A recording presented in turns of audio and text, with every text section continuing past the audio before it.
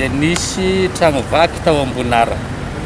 Dia ny lakamisy maraina moa zany le victime tonga tato aminay nitondra ny taratasy na déclaration magnambara an'izay zavatra zay ary mitantara ny fomba fahaverezan'ny zavatra maromaro.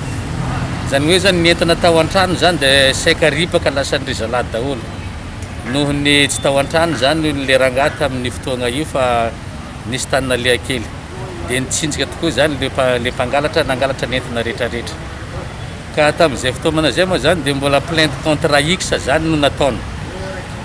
Noho natao zany ny fagnadiadina dia nisy piste kely hitanay iny zany no nifoncena dia zay ny natratrarana ny reto vokatra be dia be reto ka presque hita daholo zany ny entan'ny le rangahy io afa tsy entana vitsivitsy angamba ny efa sisa zay efa natsakany zalahy lasa any ambanja. Karazana réseau zany le izy olona maromaro zany ny concerné izy olona telo manefatra eo.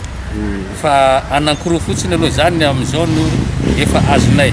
Ny anankiray moa zany mbola voatazona any amin'ny polisy noho ny affaire anazy manokana hafa zay halatra ihany koa. Entana tratra amin'ny tranon'olona ananky telo zany ireo entana ireo fa voazarazara zany. Voazarazara le entana nizaza efa misy lasany ambanja ho an'ny sasany raha ny fitantarany le mpangalatra ao zany izy.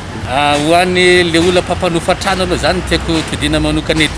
Ny amin'iny apartiny terrain Mijabala iny tokony ho mailo zany atsika mba olona ho azo antoka zany no apetraka amin'ireny le trano na kabana zay ahorontsika amin'ireny toerana reny.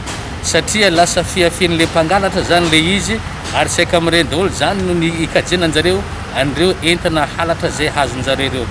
Ka magnentana koa zany ny fiaramiasa ho an'le mponiny. Indrindrandrindra moa zany dia mametraka fisaorana amin'ny fifampitokisana amin'ny gendarmerie satria saika fiaramiasa amin'le vahoaka daholo zany no natratrarana ny reto entana be dia be reto. Ny fitandrovana ny filaminana zany dia tsy asana gendarme manokana fa zahay zany no fitaovana fotsiny zany hagnatanterahana an'izay filaminana zay ka magnentana zegny atsika hagnamafy an'izay ny fiaramiasa zay mba azahoantsika vokatra tsara ohatran'izao.